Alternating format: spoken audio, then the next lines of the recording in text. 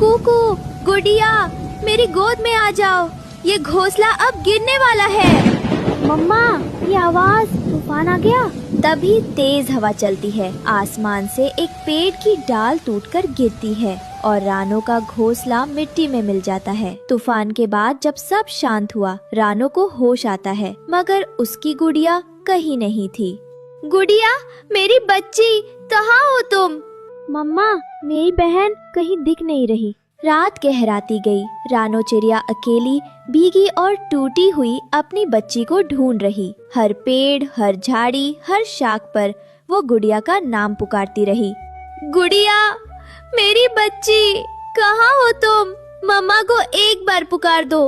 वो एक दलदल के पास पहुँचती है, फिसलती है। हाय मेरी टांग, ये कांटे।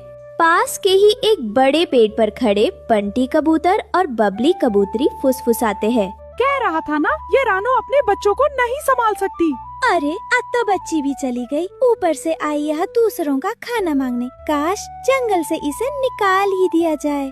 भगवान, क्या गरीब माँ होना गुनाह है? किसी ने न सहारा दिया, न सहानुभूति। और वो रात रानो के जीवन की सबसे काली रात बन गई। उधर जंगल के वीराने में नन्ही गुड़िया भीगी पंखों में ठिठुर रही थी। उसकी आंखों से आंसू बह रहे थे और तभी वहाँ आई चालाक लोमड़ी।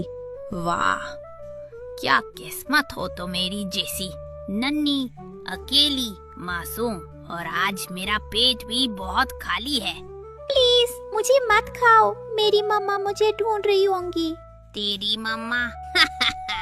अब तक तो वो किसी नाले में मरी पड़ी होगी। लोमड़ी जैसे ही झपटती है, जमीन से सुनहरी रोशनी निकलती है। रुक जा लोमड़ी, मासूम पर हमला करने से पहले अपने कर्मों का अंजाम सोच ले। तू कौन है?